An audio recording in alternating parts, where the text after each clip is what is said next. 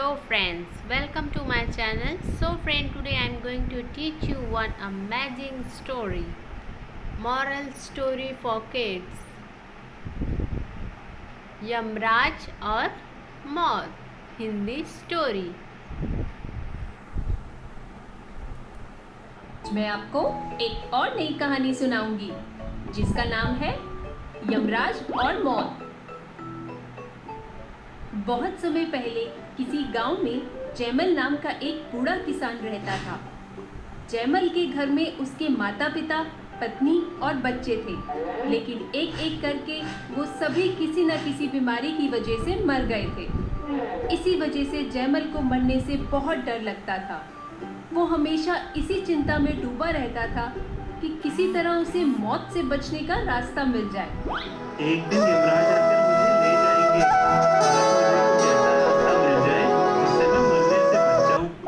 एक दिन वो अपने घर में बैठा इसी चिंता में डूबा था, तभी उसके दरवाजे पर एक महात्मा आए।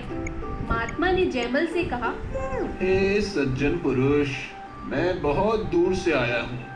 क्या मैं आज रात तुम्हारे घर में रुक सकता हूँ? जरूर महात्मा जी, आप जब तक चाहें मेरे घर में रुक सकते हैं। ऐसा कहकर उसने बूढ़े महात्मा को हाथ से पकड़ा और उन्हें प्यार से जमीन पर बिछे बिस्तर पर बिठा दिया। आप यहाँ बैठिए, मैं अभी आपके लिए खाने का इंतजाम करता हूँ। जैमल अंदर गया और एक के बाद एक कई पकवान लाकर उसने महात्मा के सामने रख दिए। महात्मा ने वो सभी पकवान बहुत इत्मीनान से खाए और फिर वहीं सो गए। अगली सुबह जब उनके जाने का समय हुआ तो वे जैमल से बोले, जैमल, तुमने मेरी बहुत सेवा की है, इसलिए मैं तुम्हें एक वरदान देना चाहता हूँ। मांगो, तुम क्या मांगना चाहते हो?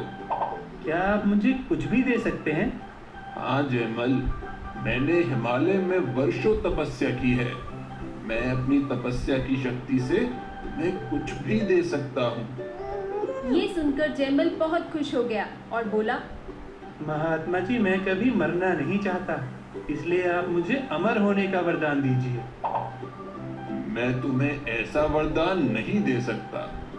इस पर जैमल बहुत निराश हो गया और फिर कुछ सोचकर बोला, ठीक है, तो आप मुझे ये वरदान दीजिए कि मेरे अलावा जो भी मेरे बिस्तर पर बैठे वो मेरी मर्जी के बगैर यहाँ से उठ ना सके। महात्मा को इस वरदान में ऐसा कुछ भी गलत नहीं लगा। वो बोले, तथास्तु। ऐसा कहकर वो वहाँ से चले गए। वरदान पाकर जैमल बहुत खुश हुआ। ऐसे ही कुछ साल बीत गए। एक दिन जब जैमल सोने के लिए बिस्तर बिछा रहा था, तभी यमराज उसे लेने आए। जैमल, इस धरती पर तुम्हारा जीवन अब पूरा हो चुका है, इसलिए मैं तुम्हें लेने आया हूँ। यमराज की ये बात सुनकर जैमल पहले तो बहुत डर गया। फिर उसने अपने बिस्तर को देखा तो उसे महात्मा के दिए वरदान की याद आई। वो खड़ा होकर यमराज से बोला, ठीक है यमराज जी, पर आप पहली बार मेरे घर आए हैं, एक बार मुझे अपनी सेवा का मौका तो दीजिए। मैंने अभी अभी ये बिस्तर बिछाया है, आइए कुछ देर इस पर आराम कर लीजिए, फिर आप जहाँ कहेंगे मैं आपके साथ चलूंगा। यमराज को इसमें कुछ भी गलत नहीं लगा। वो आकर उस बिस्तर पर बैठ गए। उनके बैठते ही जैमल खुशी से उन्हें चिढ़ाते हुए बोला, यमराज जी, अब आप मुझे इस धरती से लेकर नहीं जा सकते। मुझे क्या, अब तो आप खुद भी कहीं नहीं जा सकते। ये तुम क्या बोल रहे हो? बहुत साल पहले मुझे एक महात्मा ने वरदान दिया था कि मेरे अलावा जो भी इस बिस्तर पर बैठेगा वो मेरी मर्जी के बगैर इससे उठ नहीं पाएगा। इसलिए ना बाप इस बिस्तर से उठेंगे और ना मुझे अपने साथ लेकर जा पाएंगे।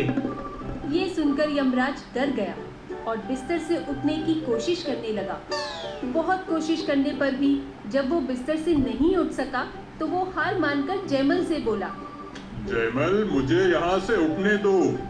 मैं उठूंगा नहीं तो मेरा काम कौन करेगा? तुम्हारा काम लोगों को मारना है। तुम्हें यहाँ बिठाकर मैं खुद को और लोगों को मरने से बचा रहा हूँ। ये कहकर जैमल वहाँ से जाने लगा। जैमल, अगर मैं अपना काम नहीं करूंगा तो संतुलन बिगड़ जाएगा। पर जैमल ने यमराज की बात नहीं सुनी। मैं तुम्हें यहाँ बंद करके लोगों को मरने से बचा रहा हूँ। लोग मेरे इस काम से बहुत खुश होंगे। ऐसा कहकर उसने घर का दरवाजा बंद किया और वहां से चलकर अपने खेत पर आ गया। अब से मैं यहाँ अपने खेत में रहूंगा। वैसे भी अब मैंने मृत्यु के भगवान यमराज को कैद कर लिया है। अब मुझे मौत से डरने की कोई जरूरत नहीं। ये सोचकर वो बड़े मजे से अपने खेत में रहने लगा। एक दिन वो अपने खेत में बैठा था, तभी जंगल से एक जंगली सियार उसके खेत में घुस आया और उसकी गाय को खाने लगा। जैमल ने उसे देखा तो वो लाठी लेकर उसे मारने दौड़ा। रुक, मेरी गाय को खाता है, मैं अभी तुझे बताता हूँ। वो उसके पास गया और उसे डंडे से मारने लगा, लेकिन उसके बहुत मारने पर भी सियार नहीं मरा। जैसे ही वो सियार को डंडा मारता, सियार जमीन पर गिर जाता, लेकिन फिर अगले ही पल खड़ा होकर उसे मारने के लिए उस पर कूदने लगता। ऐसा बहुत देर तक चलता रहा और आखिरकार जैमल का डंडा टूट गया। हे भगवान, मेरा डंडा टूट गया। ये सियार मुझे खा तो नहीं सकता, पर ये मुझे काटेगा तो बहुत दर्द होगा। ये सोचकर वो भाग खड़ा हुआ। सियार भी उसके पीछे भागने लगा।